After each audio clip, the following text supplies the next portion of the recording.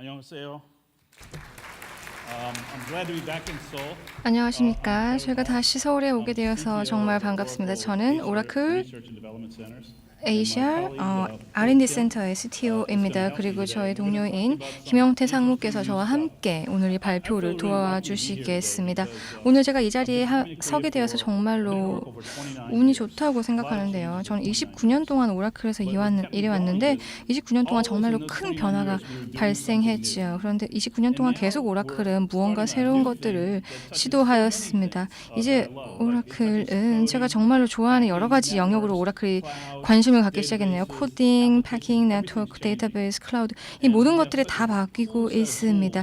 이제 오라클은 정말로 쿨한 툴을 이제 다 완비하여서 여러분께 제공해 드릴 수 있게 되었습니다. 제가 한국에 올 때마다 제가 계속해서 한국 사람들이 하고 있는 새로운 멋진 아이디어 그리고 정말로 멋진 일들을 저희가 보고 경험하였는데요. 이제 저희가 오라클이 여러분들 개발자들을 도울 수 있고 새로운 무언가 오라클이 하는지 몰랐던 새로운 뉴스를 전하게 되어서 정말로 기쁩니다. 자, 요즘 굉장히 많은 변화가 발생하고 있지요. 사실 개발자로 일하기에 가장 좋은 시기가 아닌가 생각합니다. 이제 완전히 새로운 방식으로 개발을 하고 있습니다. 툴이 바뀌고 있고 그리고 팀으로 일하는 방식이 바뀌고 있습니다. 클라우드 상의 새로운 플랫폼이 있고 우리가 이전에 상상도 할 수 없었던 정말로 멋진 기술이 등장하였습니다. AI 같은 것들 생각하실 수 있겠지요. 그리고 제가 오픈소스에서 오라클에서 오픈소스 작업을 하였는데 그 당시 1999년도였는데 그 당시 이제 오라클 오픈소스를 뭘 하지라는 이야기를 했습니다. 하지만 이제 이렇게 지금 오라클은 오픈월드 영역에서도 이렇게 오픈소스 영역에서 오픈소스 모델을 확대하고 더욱더 개발하는 데 큰 기여를 하고 있습니다. 더 정말 멋진 부분은 이 오픈소스와 오라클 기술을 함께 사용할 수 있다는 것입니다. 저희 팀 정말로 재미있는 것들을 많이 개발하고 있는데요. 여러분께 오늘 몇 가지 설명드리겠습니다. 여러분이 일단 여러분께 설명드릴 기술들도 있고요. 기술이 아니고 우리가 일하는 방식에 대한 새로운 방식이 될 수도 있습니다. 자, 여러분들께 먼저 우리가 학습하는 가장 좋은 방법은 먼저 한번 실험해 보는 것이죠. 저희가 오늘 여러분께 보여드리는 모든 내용에 대해서 URL을 제공해 드리기 때문에 실제로 들어가셔서 여러분 직접 한번 해보십시오. 코드를 먼저 해보시고 코드 작성 작업을 해보시고 얼마나 쉬운지 직접 경험해 보실 수 있을 것입니다. 자, 우리가 과거에 애플리케이션 개발할 때 생각해 보십시오. 우리는 특정 머신 위에 특정 머신에 할당되는 소프트웨어를 개발하였죠. 그리고 이 위에 각각 여러 개의 티어를 쌓아 올리면서 애플리케이션을 개발하고 설계하였는데요. 세바스찬이 크러드 기반에서 CQRS를 통한 궁극적인 일관성을 가져갈 수 있는 새로운 방식에 대해 설명드렸는데 저희는 이제 이 두 가지 세계를 모두 활용할 수 있게 되었습니다. 우리는 이제 소프트웨어가 더 이상 하나의 단일한 모놀리틱한 객체 대상이 아닙니다. 이제 6개월, 12개월, 2년 동안 개발하는 것이 아니죠. 이제는 API를 통해서 다양한 기능을 개발해낼 수 있습니다.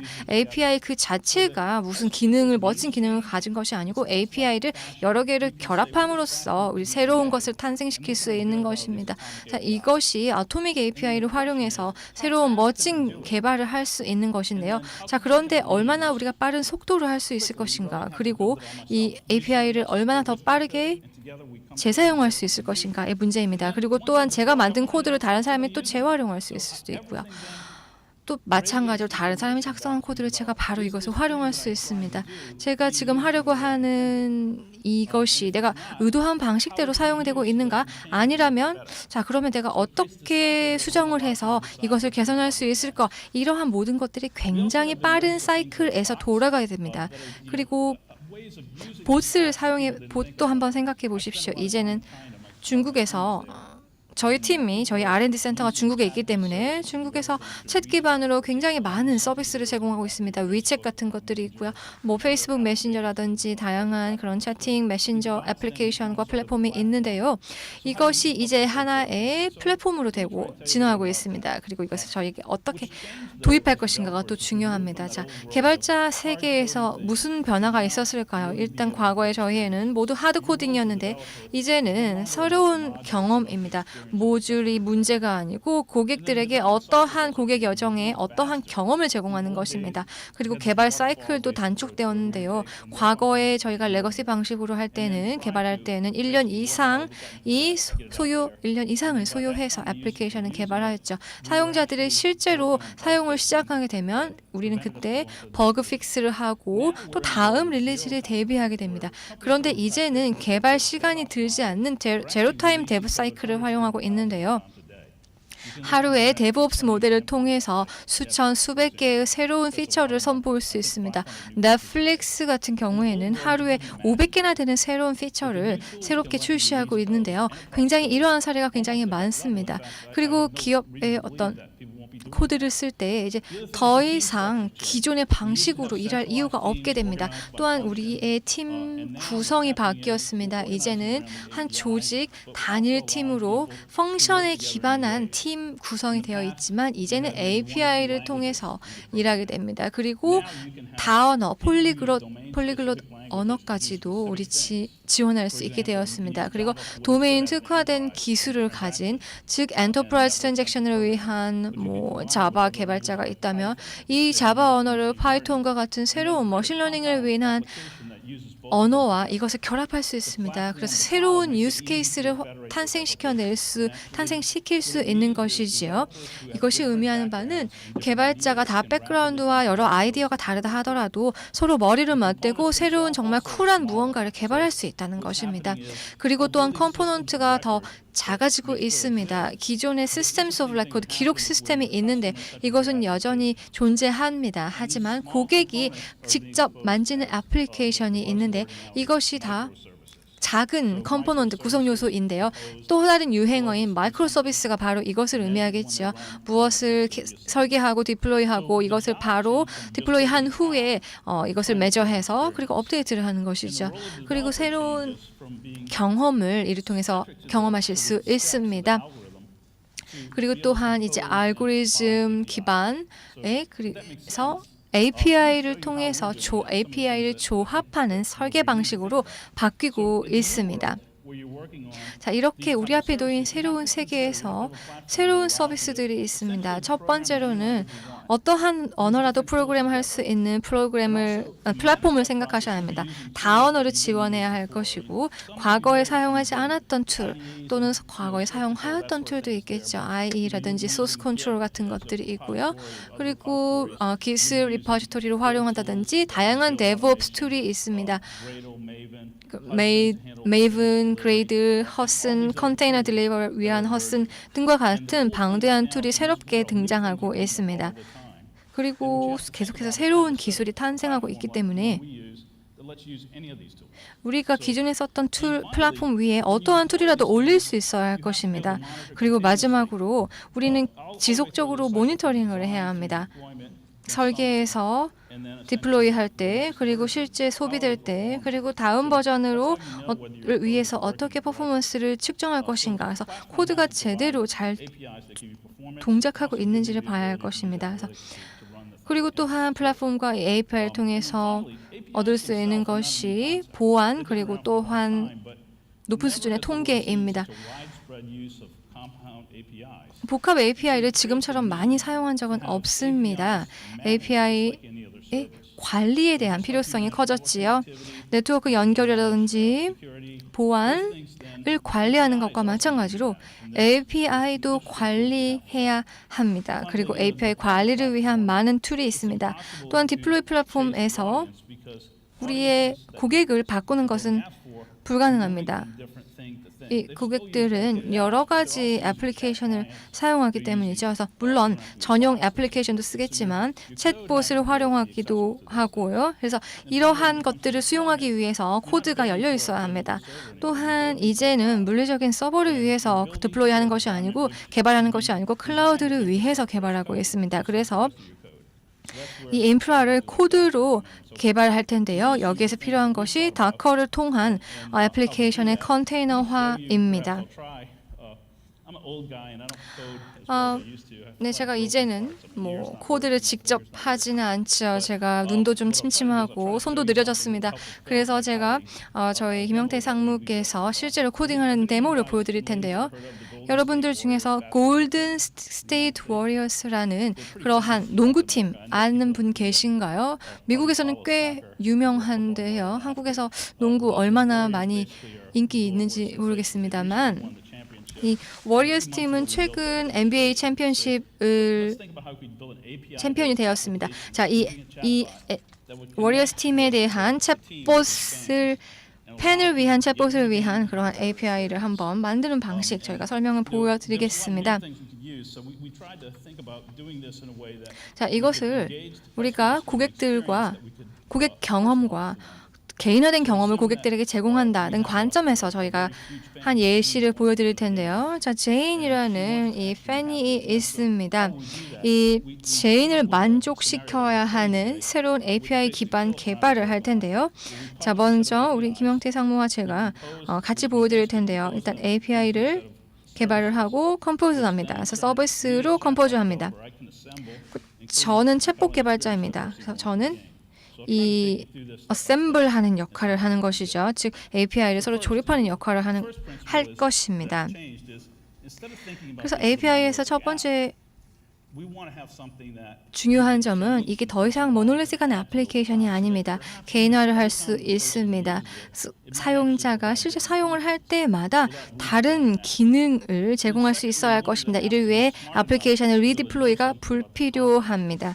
그리고 굉장히 스마트한 애플리케이션이기 때문에 컨텍스트에 대한 정보를 가지고 있습니다. 그래서 API 관리를 위해서 API 관리가 왜 중요한가 말씀을 드리자면 첫 번째로 하드 코딩을 하는 것이 아니기 때문에 기민성을 향상시켜야 합니다. 이를 통해 사용자의 요구를 굉장히 빠르게 만족시킬 수 있어야 할 것이고요. API 기반 시스템을 생각해 보시면 굉장히 다른 소스가 있습니다. 그래서 보안의 문제가 있을 수 있겠죠. 그래서 API를 퍼블리시할 때, 노출할 때 거버넌스라든지 미터링이라든지 보안 강화라든지 이러한 것들이 확실하게 보장되어야 할 것입니다. 그리고 세 번째로는 이 애플리케이션을 어떻게 사용되는지에 대한 가시성을 확보해야 합니다. 그래서 우리가 개발한 이 API 기반 애플리케이션이 제대로 사용되고 있는지를 판단할 수 있어야 하겠죠.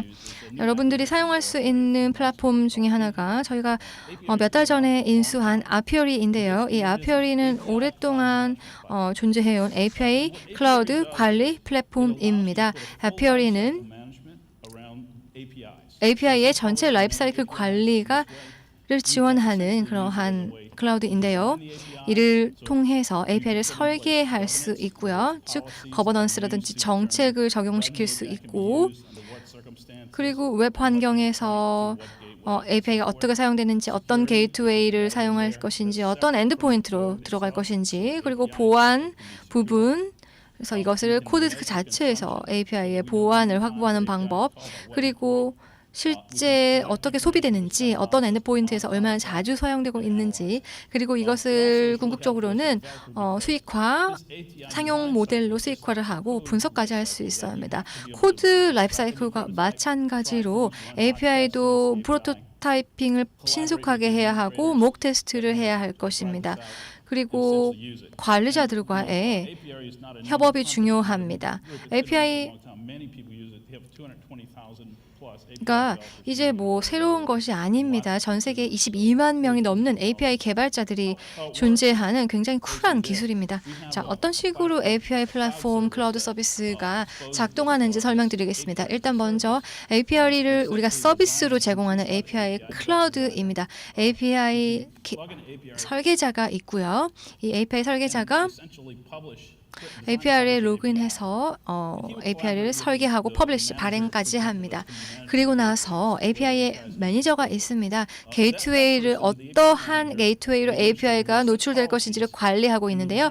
이 사람이 정책을 수립할 것입니다. 어떤 게이트웨이로 이 API를 푸시할 것인가를 결정하는 것인데요. 즉 디자이너가 API를 보내면 이 매니저는 거버넌스 영역에서 보안 규칙이라든지 여러 가지 정책을 관리합니다. 그리고 이것을 게이트웨이를 통해서 즉 방화벽이라든지 로드 밸런서를 통해서 이 서비스를 노출시키는 것이지요. 그리고 애플리케이션이 백엔드에서 리퀘스트를 올릴 수도 있고요. 그럴 경우에는 이 API 클라우드 서비스로 다시 데이터를 보낼 것입니다. 그래서 이런 식으로 API가 어떻게 사용될 것인지를 관리할 수 있습니다. 그런데 이것은 오라클 클라우드뿐만 아니라 다른 퍼블릭 클라우드에서 또는 온프레미스에서도 오라클 클라우드 머신을 통해서 또는 다른 온프레미스 환경에서도 충분히 호환됩니다. 자, 이제 개발자들이 이제 이 API를 실제 사용하기를 원할 경우에 포털에 들어갑니다. 그래서 이 API를 선택하면 여기에 종속되어 있는 모든 룰, 보안이라든지 게이트웨이 관련한 정책들이 그리고 모든 레이트 등등이 모두 다 상속되어서 이 API 소비자, 개발자가 바로 사용할 수 있습니다. 이를 통해서 API의 서비스로서 제공되는 API의 그 품질 자체가 올라간다고 할 수 있습니다. 자, 이제 김용태 상무께서 이제 제가 방금 말씀드린 내용을 실제 데모로 시연해 보여드리겠습니다. 네, 그래서 저희가 아까 그 데모 어플리케이션을 갖다 잠깐 보여드렸는데 데모 어플리케이션은 결국은 챗봇 이거 이제 모바일 앱을 이용해 가지고 농구팀의 경기를 갖다 예약하는 어플리케이션을 저희가 만드는 거였습니다. 그래서 그걸 갖다가 여러 가지 파트로 나눠 가지고 하고 있는데 첫 번째를 갖다가 이번에 모던 어플리케이션 디자인에서 많이 중요하게 생각하는 API 부분에 대해서 먼저 말씀을 드리도록 하겠습니다. 그래서 임플리멘테이션에 들어가기 전에 API를 디자인한다는 컨셉에 맞게 시작을 하는 것이고 지금 제가 보여드리려고 하는 데모는 APIO리 데모입니다. APIO리는 디자인 툴링이고 API를 디자인하고 그 다음에 공유하고 퍼블리시하는 이런 역할을 맡고 있는 이제 클라우드 서비스인데 일단 디자인을 할 때 제일 첫 번째로 생각해야 될 게 제가 API 디자인하면은 저는 얼마나 쉽게 API를 갖다가 이렇게 공유를 할 수 있을까라는 생각을 할 거고 그 다음에 제가 만든 API 디자인을 갖다 퍼블리시했을 때 사람들이 이 문서를 보고 계속 무언가를 갖다 임플리멘테이션 할 거지 않습니까? 그랬을 때 얼마나 이게 정확한 정보를 계속 갖고 있느냐, 내 API가 혹시 바뀌진 않았을까라는 그런 부분에 대해서 염려를 할 수 있을 것이고요. 세 번째로는 이제 API를 갖다가 실제로 컨슈머하는 어플리케이션 개발자들이 API 이 문서를 보고 얼마나 쉽게 개발을 할 수 있느냐에 대한 부분일 겁니다. 그래서 일단은 제가 API 디자이너로서 저는 API 디자인을 갖다 이 왼쪽에 있는 API 블루프린트 마크업 랭귀지를 가지고 이제 합니다. 이건 오픈 소스고요.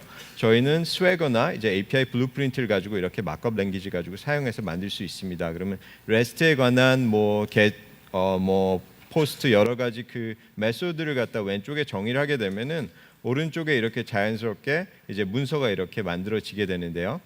이렇게 제가 만든 다음에는 제가 할 수 있는 것은 이걸 가지고 다시 또 자동화 시켜가지고 제 DevOps 제가 실제로 이 API를 관련하는 이제 백엔드 API를 갖다 제가 실제로 만들었을 때 이 서비스가 이 API와 일치하는지 메소드에 관한 뭐 인풋과 아웃풋이 일치하는지를 갖다가 오토메이트되고 그 다음에 발리데이트 할 수 있게 다 만들어져 있습니다. 그럼 제가 자 그래서 이제 API 개발자 입장에서는 다큐멘테이션이라는 부분에 와서 이제 다큐멘트를 보게 될 텐데 왼쪽에서 보는 것은 개발자가 봐야 되는 일반적인 그냥 문서입니다. 그래서 어떠한 API들이 왼쪽에 있고 그 API에 대한 설명 문서가 여기 쭉 있는 것이고요. 제가 실제로 실행을 한 이제 펑션에 대한 자세한 정보를 보고 싶으면은 이제 오른쪽에 관련돼서는 프로그래밍을 어떻게 할지에 대한 정보가 나오게 됩니다. 이거는 자동적으로 만들어지는 것이고요.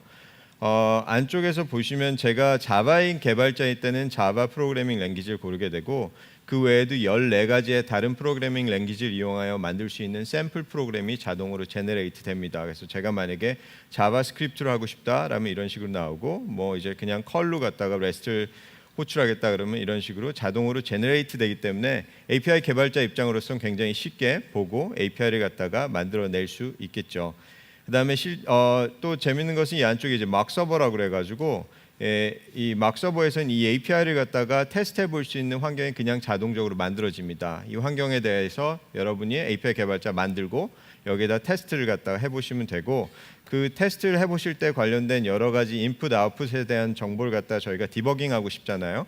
그러면 그 안쪽에 대한 이 HTTP 레벨에 대한 모든 인풋과 아웃풋 그다음에 헤더 정보가 다 남기 때문에 API 개발자 입장으로서는 이 문서만 보고도 충분히 쉽게 개발을 할 수 있겠죠.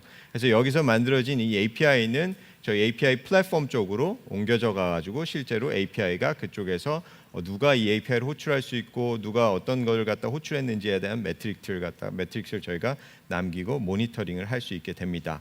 이렇게 해서 API를 만드는 파트를 갖다가 데모를 보여드렸습니다. So I think you can see. Okay, that's kind of the first step. 그것이 첫 번째 단계라고 보시면 되겠고요. Move forward. Bear with me a second. 네, 잠시만 슬라이드 넘길 때까지 So 기다려 you 주시기 can see 바랍니다. how this approach to design the API API 설계 그 접근법을 보실 수 있습니다. 이 모놀리식한 방법에서 큰 하나의 코드를 만드는 것에서부터 이제 새로운 세계에 맞춰서 민첩하게 할 수 있는 방법입니다. 클라우드 네이티브한 방법입니다. 그래서 여기에서 서로 다른 그런 철학을 사용하는 것입니다. 전통적인 여러 레이어가 있고 마이크로 서비스는 그런데 그 밑으로 내려가서 여러 서비스를 저희가 구성 요소로서 활용합니다. 그리고 각각의 고유한 기능을 갖게 됩니다. 여러 가지 방법을 할 수 있는데요. 서로 독립적인 서비스 있고 REST API를 활용하고 이것을 과거처럼 퍼블리시하고 또 디플로이 할 수 있습니다. 그런데 이런 것 하는 방법은 여러 가지가 있겠습니다. 그런데 여러분께서 사용하시는 툴 이런 것 새로운 개발 툴들이 굉장히 빠르게 나타나고 있습니다. 뭐 허슨을 활용하기도 하고요. 또 럭 대셔 같은 것도 있고요. 이런 것들 매일매일 활용하고 있습니다. 그런데 저한테 놀라운 것은 새로운 툴이 매일매일 나타나고 있다는 것입니다. 이것을 어떻게 내 워크플로우에 통합을 하느냐. 저는 많은 개발자와 얘기를 하고 어떻게 하면 이런 것들을 같이 작동할 수 있을까 논의를 합니다. 우리의 플랫폼에서 오라클과 한다면 고민하실 필요 없습니다. 왜냐하면 모든 것이 우리 플랫폼에서 구동될 수 있도록 할 것입니다. 모던 개발 툴이 나타나고 있고 클라우드에서 저희가 이것을 활용하고 지원할 수 있습니다. 여러분이 원하는 언어 자바를 활용할 수도 있고 아니면 Node.js 아니면 도메인 특화된 랭귀지 R과 같은 것도 분석을 통해서 활용할 수 있고 파이썬을 사이킷, 파이썬 머신러닝을 위해서 사용하고 뭐 자바를 또 활용할 수 있습니다. 패커를 위해서 기능을 생성 이러한 것 모든 것을 지원합니다. 그런데 멋있는 것은 이것을 저희가 미리 다 여러분을 위해서 대신 해드렸다는 것입니다. 그 파이프라인을 보시면 이런 것을 배포를 할 때 저희가 이 파이프라인을 관리할 수 있도록 해주고 있습니다. 저희가 자바 툴을 이런 것들을 가능하게 했던 것처럼 이런 새로운 세계에서도 새로운 최신의 프레임워크를 주고 있습니다. 어떠한 것에 제약도 받지 않습니다. 모델이라던가 언어의 제약을 받지 않고 우리가 항상 하고 있는 방식대로 해왔습니다. 또한 컨테이너로 저희가 배포할 수 있도록 하였습니다. 그래서 다커화할 수 있습니다. 개발, 테스트 단계에서 이것을 컨테이너화하고 또 여러분의 일반적인 서비스를 백엔드에서 활용할 수 있습니다. 구성 서비스 같은 것들 그런 것이 있겠죠. 또한 탄력 그리고 스케일업, 이런 수직적인 수평적인 스케일이 다 가능합니다. 과거에는 엑사데이터를 활용하고 렉을 스케일업 시켰지만 이제 스케일아웃 서비스도 가능합니다. 노스QL, 마이스QL을 통해서 스케일아웃도 가능하죠. 또 오케스트레이션, 또 러깅 이런 거 모든 거 제공하고 있습니다. 보안도 여기 플랫폼의 여러분 서비스로서 모던 클라우드에서 활용할 수 있도록 하고 있습니다. 보시면 아시겠지만 어떠한 그런 시프트를 저희가 이끌고 있는 것입니다. 그리고 김영태 사모님께서 이제 이것이 어떻게 보이는지 좀 데모를 통해서 시연해드리도록 하겠습니다. 지금 실제로 아까 이제 API를 디자인했고 API를 가지고 그거에 관련된 서비스를 만들어서 이제 제공을 하려고 합니다. 그래서 그 제공을 할 때 마이크로 서비스 웨이로 하기 때문에 사실 API가 우리가 호출할 수 있게만 만들어 놓으면 어떤 테크놀로지로 만들어도 상관은 없죠. 그래서 저희는 이번에는 오픈 소스인 이제 Node.js를 활용을 해가지고 그 API를 갖다가 만들려고 하는데 사실 제가 개발자로서 이제 실제로 개발을 들어간다고 하면은 여러 가지를 생각을 해야 됩니다. 이제 저희 개발 팀을 가지고 같이 할 때 같이 우리가 코드를 갖다가 어디다가 그러면 보관을 할 것이냐. 그리고 나는 이제는 뭔가 애자일하게 DevOps 어프로치도 사용을 해가지고 매일같이 빌드도 만들어내고 해야 되는데 그럼 이거 관련된 뭐 여러 가지 Continuous Integration 같은 뭐 허슨이라든지 젠킨스 같은 것도 같이 활용을 해서 써야 될 거고 그다음에 이슈도 관리해야 될 거고 이런 걸 갖다가 통합해서 쓸 수 있는 그런 이제 그 클라우드 서비스가 이제 제공되기 때문에 그걸 사용해서 만들려고 합니다. 그래서 디벨로퍼 클라우드 서비스라는 것이 제공이 되고요. 디벨로퍼 클라우드 서비스에서는 제가 하나의 프로젝트 또는 여러 개의 프로젝트를 갖다 오운할 수 있고 그 제가 오운하고 있는 프로젝트 안에서는 여러 유저를 갖다가 개발자를 갖다가 인바이트 해가지고 함께 멤버로 사용할 수 있습니다. 그 안에 보시면 제가 이제 처음에 들어와서 보면은 페이스북 같이 이렇게 앞쪽에 이제 월이 보입니다. 그래서 어떤 일이 벌어지고 있는지를 갖다 볼 수가 있는데 대부분의 내용이 이제 어떤 것들이 올라오면은 뭐 빌드가 시작이 됐다, 어떤 개발자가 어떤 코드를 올렸다, 누가 바꿨다, 뭐 아니면 코드가 이렇게 멀지가 됐다, 브랜칭이 일어났다 이런 여러 가지 정보가 이제 한눈에 제가 프로젝트 매니저라고 하면은 볼 수 있는 이런 페이지가 제공이 됩니다.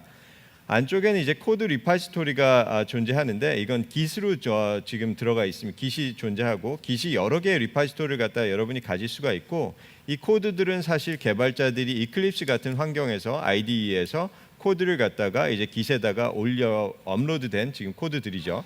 그래서 안쪽에 있는 뭐 저희는 이제 그 Node.js를 쓰기 때문에 자바스크립트를 이용해 가지고 이런 여러 가지 펑션을 갖다가 개발해 놨고 얘네들은 뭐 저희 실제로 디플로이 될 때 어떤 디플로이 이 어플리케이션이냐를 갖다가 표현해 주기 위해서 이제 매니페스트 파일 안쪽에다가 얘는 노드를 쓰고 있고 버전은 어떤 버전이다라는 정보를 갖다가 우리가 안쪽에다가 넣어놨습니다. 자, 그럼 이런 코드는 저랑 같이 일하는 이제 개발자들이 다 이클립스를 통해 이제 업로드를 시켜줬다고 치고 이제 안쪽에서는 저는 이제 여러 가지 이슈를 갖다가 만들고 그 다음에 이슈를 활용해서 사람들한테 태스크를 갖다가 어사인합니다. 그럼 어느 개발자가 무슨 일을 해야 되는지, 무슨 버그 픽스를 해야 된다든지 이런 일 갖다가 여기서 관리를 해줄 수 있게 되고요. 그 다음에 뭐 여러 가지 다른 애자일이나 다른 피처들도 있지만 굉장히 중요하다고 볼 수 있는 빌드 쪽을 한번 가보도록 하겠습니다. 빌드 피처 쪽은 이제 DevOps 자동화를 만들기 위해서 가장 중요한 부분인데 제가 데일리 빌드를 만들기 위해서는 하루마다 모든 코드를 가지고 자동화로 빌드를 하고 그걸 가지고 테스팅을 할 수 있는 환경을 갖다 꾸려야 됩니다. 안쪽에서는 이제 허드슨을 이용해 가지고 안쪽에 빌드를 갖다가 자동화시키고 있는데요. 이제 18번의 빌드가 일어났던 걸 볼 수가 있고 안쪽에 일어났던 실제로 빌드가 일어날 때 허든슨 쪽에서 이제 보여주고 있는 여러 가지 로그를 갖다가 보면서 제가 전체적인 파악을 할 수가 있고 만약에 이거는 저희는 이제 허슨을 가지고 활용을 했지만 그 외에 이제 허슨을 안에서 뭐 메이븐이라든지 그 외에 일반적인 엔트 스크립트를 갖다가 호출한다든지 이런 일들을 갖다가 여러 개의 스텝으로 여러분들이 만들어낼 수가 있습니다. 저희는 간단하게 지금 하나의 지금 스텝만 넣어놨는데 여러 개의 스텝을 갖다가 이런 식으로 뭐 그레이들이라든지 아니면은 실제 엔트 아니면 메이븐을 보통 많이 쓰겠죠. 이런 걸 갖다가 여러 스텝을 넣어 놓으면서 우리가 계속 가져가야 되는 부분 DevOps를 갖다가 fully 자동화 시켜가지고 하루에도 뭐 한 번 아니면 한 번 이상의 빌드를 갖다 만들어냄으로써 이런 애자일한 디벨롭먼트를 가져갈 수가 있습니다. 그런 다음에 이런 아티팩트는 결국은 이제 뭐 클라우드 서비스나 아니면 온프레미스 여러분이 원하는 환경에 다시 디플로이할 수 있겠죠. 자바 개발자로서 여러분의 모든 학습을 동원해서 이제 더 큰 커뮤니티의 사람들과 협력을 할 수 있습니다. 플랫폼을 구축하실 필요는 없고요. 제 앱을 보도록 하겠습니다. 이제 마침내 저희가 애플리케이션을 구축하고 API를 배포하고 그 마이크로 서비스를 개발하는 플랫폼은 어떻게 하는지 이것이 모두 다 결합을 해서 이런 식으로 보이게 됩니다. 농구 경기를 찾기 위한 것이죠. 현재 문제점이라 한다면 애플리케이션이 소비되는 방법이 이제 매우 빠르게 바뀌고 있습니다. 디바이스 숫자 때문이 아니라 사람들이 일하는 방법이 바뀌었기 때문입니다. 과거에는 이제 사무실에서만 이동했지만 이제 여러분의 그 어디언스는 그 어디에서나 퍼져 있습니다. 이러한 변화, 삼성, LG와 이러한 그런 변화를 선도했습니다. 그래서 모바일 기술이 정말 엔터프라이즈 툴을 사용하게끔 되었습니다. 그래서 VM에서 스프롤과 마찬가지로 앱 세계에서도 스프롤 현상이 목도되고 있습니다. 전화만 보시더라도 100개, 500개의 애플리케이션이 있습니다. 그러니까 여러분이 오디언스를 놓치기 시작하는 것이죠. 애플리케이션의 수가 너무나 많아지는 것입니다. 한 달에 25개 애플리케이션을 쓰고 대부분 시간의 80%를 상위 3개 애플리케이션을 사용하는 데 사용합니다. 그리고 30일이 지나고 나면 통계에 따르면 이제 다시 그 애플리케이션 쓰지 않는 것입니다. 그러니까 여러분 애플리케이션 다시 정리하고 이런 작업을 해야 되겠죠. 그래서 가장 위에 가장 많이 사용되는 것이 인터페이스 메신저입니다. 한국에서는 카카오가 되겠죠. 라인, 페이스북 뭐 이런 것들 메신저를 가장 많이 활용을 하고 있습니다. 그래서 여러분의 앱을 여기에 엑스포스할 수 있다면 정말 좋겠죠. 여러분의 API, 여러분의 기능을 여기서 활용할 수 있다면 좋겠죠. 그래서 새로운 앱을 개발할 필요가 없도록 만든 것입니다. 그래서 어떤 앱스토어를 통해서 하는 것이 아니라 API를 그냥 여는 것입니다. 그리고 사람이 일상적으로 활용할 수 있다면 정말 좋지 않겠습니까? 그리고 이런 것들이 실제로 벌어지고 있습니다. 중국에서는 실제 이것이 벌어지고 있습니다. 위챗을 통해서이죠. 현재 그 8천만의 사용자가 애플리케이션을 사용을 하고 있는데요. 간단한 것만 하는 것이 아니라 이제 뭐 엔터프라이즈 애플리케이션을 챗에서 엑스포스하고도 합니다. ERP 같은 것도 그렇습니다. 정말 멋지지 않습니까? 그러니까 무한한 잠재성을 갖고 있다고 보시면 되겠습니다. 그 방법을 한번 보도록 하겠는데요. 어떤 인간 대 인간의 애플리케이션 그 상호작용이 아니라 API의 클래스가 머지되고 있습니다. 그리고 AI를 통해서 사람의 자연 언어를 이해하기 시작하였습니다. 그래서 두 가지 벗이 있는데요. 태스크 중심 벗입니다. 저희가 뭐 시리와 같은 것을 활용할 때 어떤 것을 지시했을 때 어떤 것을 부탁했을 때 받는 것은 어떤 태스크 중심 벗이라고 할 수 있겠습니다. 그런데 굉장히 고정된 흐름을 따라가게 됩니다. 물론 유용하긴 하지만 실질적으로 정말 멋진 기능을 갖고 있고 더 많은 도미넌스 차지하게 되는 것은 데이터 중심입니다. 사람의 언어를 이해할 뿐만이 아니라 그런 모바일 사용자와의 대화를 통해서 정보를 공유를 하고 꼭 컨텍스트를 취합을 합니다. 그리고 이것을 기본으로 해서 사용자가 무엇을 이 세션에서 원할지 예측을 하는 것입니다. 어떠한 구문적인 그런 인간의 역할을 하는 것이죠. 그러면 이것을 어떻게 하는지 좀 보여드리도록 하겠습니다. 인텔리전트 챗팟 서비스를 좀 나눠보도록 하겠습니다. 그 핵심 구성 요소는 채널입니다. 어느 것과 마찬가지로 채널이 중요인데요. 쉽게 하기 위해서는 각각의 채널별로 채널을 다르게 하는 것이 아니라 유연한 채널 인티그레이터를 활용하는 것입니다. 그래서 동일한 백엔드와 커뮤니케이션 하도록 하는 것입니다. 그리고 채널에 걸쳐서 이것이 뭐 태스크 중심이 아니면 예측 중심 채널이든 아니면 인간이든 보시든 동일한 채널을 활용하도록 하는 것입니다.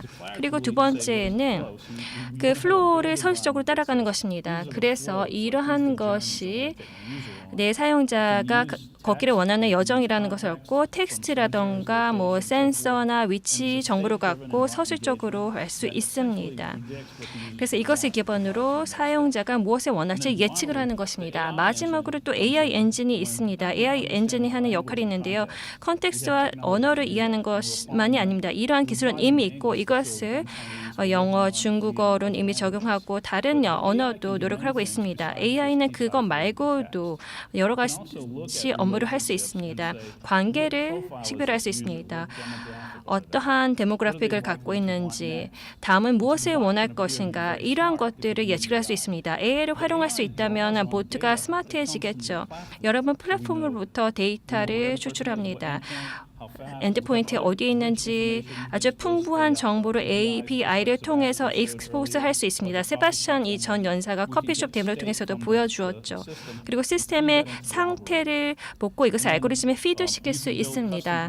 또한 커스터머 컴포넌트를 통해서 SDK를 통해서 익스포스 시킬 수 있습니다. 예를 들어서 여러분의 벗을 어떤 엔터프라이즈 애플리케이션과 연결하고자 할 때 어떻게 하는지 파악할 필요가 없습니다. 플랫폼의 일부에서 서비스의 형태로 제공이 됩니다. 그러면 팬 익스피리언스 버스를 좀 보여드리도록 하겠습니다. 아이폰으로 좀 스위칭을 해야 되는데요. 잠시만 기다려 주시기 바랍니다. And wondering if we could get on the screen there. There we go. 스크린에 떴네요. 자, 준비가 I got a bunch of 됐습니다. wires plugged in, so I'm not going to pick it up because it's a little 지금 tricky if I plug 지금 it. 천이 많이 있어서 지금 들지는 않겠는데요. 놓고 작동하도록 하겠습니다. 오라클 아레나는 농구 경기장입니다. 캘리포니아 오클라호마 골든스테이트 워리어의 홈구장이라고 할 수 있겠습니다. 이 게임의 좌석을 구매하는 예를 들었죠. 그래서 저는 게임에 가는 사람의 역할을 하겠습니다. 우선 웨이크업 하겠습니다. 저는 밥 존으로 로그인을 했습니다. 이제 제가 밥이라고 생각을 하시면 되겠습니다. 티켓 서비스 어떻게 도와드릴까요? 라고 버시 질문을 합니다.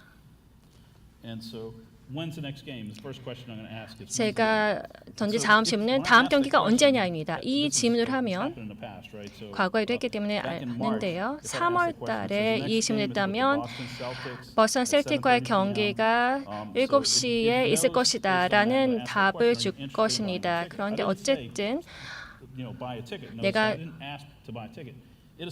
티켓을 구매하기를 원한다라고 말을 하지 않았고요. 다음 게임이 언제냐고 말을 했습니다. 그럼 내가 티켓을 구매할 의향이 있다는 것에 넌지시 담기는 것이죠. 그러면 예산이 어느 정도 되느냐라는 질문을 합니다. 미국에서 농구 경기 티켓은 좀 비싼데요. 그래서 300불이라고 우선 적겠습니다. 그러면 300불 예산으로 해서 여러 그런 좌석을 선택을 할 수 있는데요. 경기장에 배치도가 보여집니다. 114 4번째 룰에 앉게 되면은 스테프 커리의 모습을 잘 볼 수 있겠죠.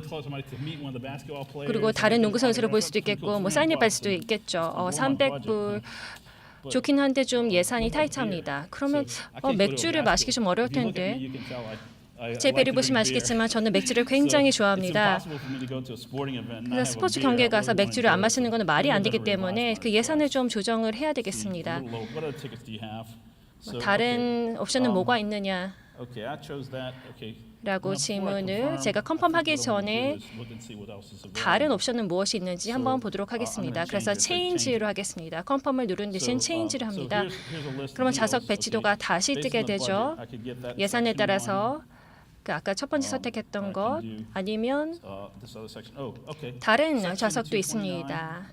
섹션 229, 의료 12번, 146불입니다. 그러면 150불 정도는 맥주 구입에 쓸 수 있겠습니다. 그러면 이것으로 제가 결정을 하고 컨펌을 누릅니다.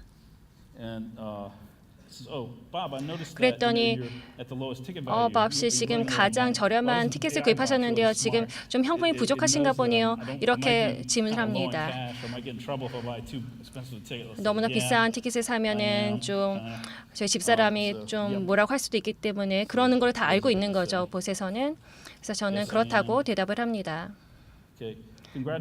그랬더니 이러한 메시지가 뜹니다. 오라클 VIP 패키지를 50불을 더 내면 오라클 VIP 룸에 액세스를 할 수 있고 무료로 맥주가 제공된다는 그런 상품을 제공합니다. 그래서 어떠한 종류의 뭐 오비, 카스 이런 맥주는 없고요. 지금 보니까 프리미엄 맥주들이 있네요. 필스너도 있고 하이네켄도 있고 기네스도 있습니다. 저도 기네스가 좋다는 것을 저희 할아버지께서 누누이 말씀하셨기 때문에 예스라고 선택을 하겠습니다. 그러면은 포함시킬까요?라는 메시지가 다시 뜨고 선택을 합니다. 자, 그러면 컨펌을 해서 요약이 되어 있습니다. 티켓 구매했고요. VIP 패키지도 비자 카드로 구매했습니다. 애플페이에 통해서 지금 결제가 되었고요. 패스가 생성이 됩니다. 지금 주문 내역을 확인할 수 있고요. 제 아이폰을 활용해서 지금 케이블가 좀 빠졌던 것 같은데요. 이제 패스가 생성이 되었습니다. 아이폰에 패스가 생성이 되었고 이제 VIP 룸에 가서 무료로 기네스를 마실 수 있게 됐습니다. 50불 정도로는 뭐 괜찮은 것 같습니다. 그러니까 이 버스는 많은 그런 서비스를 제가 요청을 하지 않았는데도 스마트하기 때문에 이렇게 제한하는 것입니다. 여러분이 로그인한 여러분에 대해서 알고 있기 때문에 다른 제한을 했을 수도 있습니다. 이런 서비스를 같이 이렇게 조합하는 이러한 능력을 갖고 있는 것입니다. 그래서 그 플로우를 보시면 이런 채널 통합을 합니다. 그래서 채널에 상관없이 API도 있고 웹허브를 활용합니다. 이 경우에는 저희는 챗봇을 통해서 커뮤니케이션했습니다. 메신저 인터페이스가 사용이 되었고 뭐 보안이나 이런 것들을 다 이네리트 시킵니다. 그리고 그 의향을 파악을 하고 대화로부터 하고 이것을 뭐 어떤 특정 함수에 매핑을 시키고 그런 대화를 실행을 합니다. 챗봇에 들어가서 다음 게임이 언제냐 물었고 그리고 자연 언어를 통해 활용을 했습니다. 그리고 다른 애널리틱스를 통해서 저의 템플릿을 내가 티켓을 구매하고 싶다는 것은 그 의도를 파악할 수 있게 되었고요. 그래서 예산이 무엇이냐라는 질문에 봇이 생성을 하였습니다. 그런 거래를 완료하기 위해서 그 컨펌도 해야 되고 여러 그런 컨펌이나 변경을 할 수 있는 옵션이 주어졌습니다. 그리고 백엔드 컴포넌트과 통합을 했고요. 클리커를 한번 다시 시도해 보도록 하겠습니다. 그리고 이제 딜이 이루어졌습니다. 굉장히 만족한 팬이 됐겠죠. 어플리케이션이 하드코딩 되었지 않았고 내가 원하는 것이 무엇인지 알 수 있고 제가 원하는 서비스를 얻었습니다. 상무님께서 다시 올라오셔서 어떻게 챗봇을 빌드했는지 데모 보여드리도록 하겠습니다. 좀 설명하기 좀 어렵기 때문에 이 부분까지 해주시면 제가 나머지 부분 하도록 하겠습니다. 봇 빌더가 봇 클라우드 서비스에서 어떤 모습이 있는지 그리고 이 채널로 매핑, 엔티티 매핑 어떻게 하는지 그리고 YAML 플로우는 어떻게 되는지를 보여주시도록 하겠습니다. 네. 제가 그럼 이제 봇 빌더를 갖다 말씀드릴 텐데 아까 지금 보여주신 그 봇을 갖다가 실제로 뒤쪽에서 이제 AI를 갖다 가지고 있는 봇을 가지고 저희가 어떻게 그걸 이런 플로우를 갖다 만들어낼 수 있느냐를 갖다 말씀을 드리도록 하겠습니다. 굉장히 중요한 부분 한쪽이 이제 인텐트라고 되어 있는 부분인데요. 이쪽에서는 저희 봇이 생각하는 기준에서는 굉장히 그 중요한 부분이 고객이 내가 얘기하고 있는 유저가 무엇을 하고 싶은가를 갖다가 판단하는 게 굉장히 중요합니다. 그래서 그게 인텐트라는 부분인데 인텐트라는 부분은 갖다가 미리 어느 정도를 갖다가 디파인을 해놓습니다. 그래서 고객이 하고 싶어하는 결국은 티켓을 사고 싶다 아니면은 비어를 갖다 보고 싶다라는 인텐트를 갖다 정의를 해놓는 것이고요. 그 관련된 인텐트를 갖다가 갈 때 어떤 내추럴 랭귀지로 어떤 얘기를 할 때 나는 이걸 가지고 이 인텐트와 같이 매핑을 시키느냐 부분 매칭 부분이 있을 수 있겠죠. 그래서 그런 부분을 갖다가 이제 여기에다가 저희가 힌트를 주는 것인데 이 힌트를 준 것은 여기서 끝나는 것이 아니라 이제 AI가 계속 유저를 갖다 상대로 얘기를 해보면서 이제 자기 나름대로 좀 더 정확한 이제 그 밸류를 갖다가 찾아낼 수가 있겠죠. 그래서 나는 어떤 인텐트를 갖다가 좀 더 하는구나라는 부분을 할 수가 있겠고 이 안쪽에 보시면은 이 밑에 저희가 특정 example을 줬을 때 when is next game이라고 얘기를 했을 때 이 인텐트는 purchase 티켓으로 연결된다라는 것을 갖다가 88.3%로 계산을 해내고 있습니다. 이건 계속 AI가 계속 진행이 되면서 유저와 더 많이 하다 보면은 인텐트는 양이 늘어날 수도 있겠고 여기 들어가는 물론 이제 그 컨피던스 레벨도 달라질 수 있겠죠. 그다음에 다음 쪽은 이제 얘가 그 이 봇 자체가 얘가 생각을 해낼 수 있어야 되는 여러 가지 데이터입니다. 이 데이터는 이제 이 봇이 그 자기가 판단을 할 수 있는 데 있어서 중요한 이제 기본적인 데이터 타입이 되겠고요. 이 데이터 타입을 내추럴 랭귀지 고객이 얘기하는 여러 가지 말로부터 이 데이터 타입을 갖다가 유추해내고 그 데이터 타입을 가지고 여러 가지 인텐트나 다른 이제 calculation을 하는데 사용을 할 수 있는 부분이고 이 안쪽에 보시면은 오른쪽에 이제 테스트하는 부분에서는 이 봇한테 실제로 내가 유저가 어떤 말을 했을 때 어떤 반응이 올지를 갖다가 테스트해 볼 수 있는 이런 창이 갖다가 오른쪽에 만들어져 있고 그거에 관련된 리턴으로 어떤 제이슨 파일을 얘가 던지겠구나라는 부분을 갖다가 유추하고 봇 개발자는 이걸 가지고 이제 봇을 갖다가 계속 개발해낼 수 있겠죠. 여기 있는 부분은 이제 플로우 컨트롤 부분입니다. 플로우 컨트롤 부분은 어떤 거냐면은 이 유저가 특정 어떤 얘기를 했을 때 아니면 특정 인텐트가 발견이 됐을 때 나는 이걸 가지고 다른 인텐트 쪽으로 몰아갈 것이냐 아니면 뭔가 업셋을 갖다가 할 것이냐 내가 어떤 판단을 하는 것이 좋을까 그래서 대화를 갖다 이끌어 나가는 부분들입니다. 그래서 처음에 이야기가 됐을 때 헬로라고 했을 때 나는 어떤 식으로 얘기를 하고 보시 그다음에 뭐에 관심이 있냐라는 걸 물어봄으로써 인텐트를 찾아 나가는 여러 가지 플로우를 갖다가 컨트롤하는 걸 갖다가 이렇게 마크업 랭귀지로 정의를 할 수가 있습니다. 마지막은 채널 쪽인데 채널 쪽은 저희가 중요시 여긴 것이 이 봇을 갖다가 만들어낼 때 내가 카카오도 있고 라인도 있고 여러 가지가 있는데 그럼 이것마다 내가 다 봇 개발자가 따로따로 채널 갖다 만들어내야 되느냐 부분에 대해서입니다. 그래서 저희 쪽에서는 채널 잘 알려진 채널들은 갖다 저희가 미리 다 제공을 할 거고 그냥 봇 개발자는 뒤에 쪽에 있는 플로우랑 내가 어떤 일을 할지에 대한 인텐트만 정의해 주시면은 그 채널과 연결해서 다 쓸 수가 있게 될 것입니다. 어떤 환경에서든 API만 있으면 연결할 수 있습니다. 그래서 제 관점에서는 API가 없는 것은 이제 공룡처럼 사라질 것 같습니다. 이제 커뮤니티가 점점 커지고 있습니다. 이제 사람들이 어디로 이동하고 있냐 보면 스냅챗, 페이스북, 메신저 이런 것들을 찾고 있습니다. API를 갖고 있는 서비스로 사람들이 모이고 있습니다. 결국은 그 메시징 커뮤니티도 API를 열거나 아니면 그렇지 않는다면 사라지지 않을까 생각합니다. 그래서 개발자로서 여러분이 이제 세계가 더 커졌습니다. 이제 이 툴을 사용해서 더 많은 어떤 커뮤니티에도 참여할 수 있게 되겠습니다. 그 백엔드를 보시면 플랫폼도 물론 현재 클라우드입니다. 그래서 백엔드 서비스 여러분이 알고 있는 컨테이너, 어플리케이션, 자바 이런 것들을 기능으로 익스포즈하고 있습니다. 챗봇 서비스를 해서 하고 있죠. 프론트엔드 툴링도 있습니다. 저희는 많은 그런 접근법을 지원하고 있습니다. SDK 종류도 다양하고요. 그리고 전통적으로 여러분이 활용하고 있는 것도 지원하고 있습니다. 여러분이 오라클에서 했던 이전의 코드 다 이 플랫폼에 플러그인 할 수 있습니다. 그리고 전체에 걸쳐서 여러분께서 필요한 서비스를 제공하고 있습니다. CI/CD 이런 것들, 오케스트레이션 이런 컨테이너 하고 있지만 컨테이너는 어떻게 오케스트레이션 하는가 이런 것들, 로그 관리도 그렇습니다. 세바스찬 데모에서 봤듯이 여러분이 갖고 있는 시스템 여러 그런 스테이트가 있습니다. 그리고 계속 로그가 생성이 되고 어디에 있는지를 찾는 데 활용을 하고 있습니다. 메시징도 플랫폼에서 서비스 파스 형태로 제공이 될 것입니다. 카프카도 클라우드에서 운영이 되고 있습니다. API 관리는 API를 통해서 그리고 아이덴티티 관리는 IDM을 통해서 또 제공되고 있습니다. SQL, NoSQL 전혀 중요하지 않습니다. 저희는 NoSQL 최고의 NoSQL 플랫폼을 가지고 있습니다. 그리고 동일한 기술을 사용하고 있습니다. 그래서 여러분이 필요한 것은 믹스매치를 활용할 수 있습니다. 데이터 시스템 레코드 NoSQL이나 여러분 그래프 데이터베이스 또 활용하실 수 있습니다.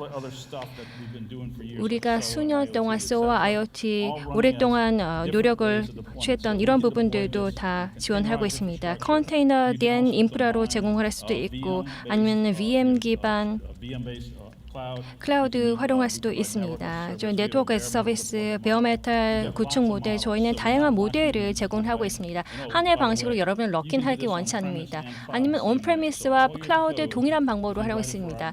여러분이 클라우드를 위한 코드를 작성했고 어떤 정부기관, 은행 이러한 기관이어서 여러분의 고객 데이터 센터에서 운영을 해야 한다면 오라클 클라우드 머신을 동일한 방법으로 활용할 수 있습니다. 그러니까 이러한 걱정은 저희가 해결하도록 하겠습니다.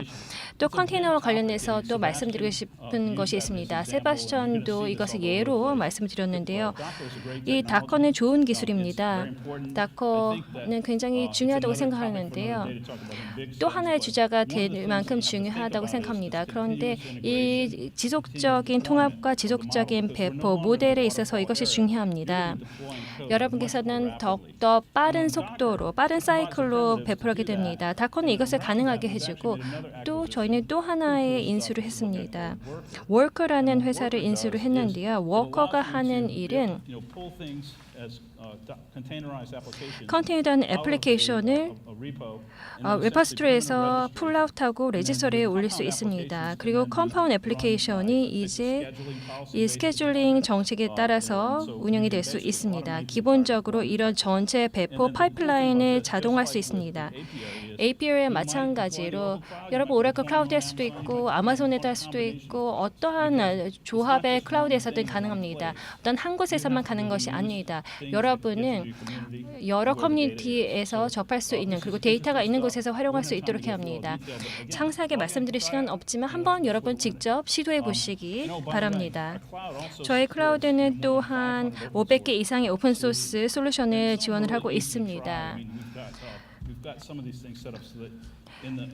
그리고 클라우드 스토리에서 이미 이것을 여러분께서 선택을 해서 러닝을 해보실 수 있습니다.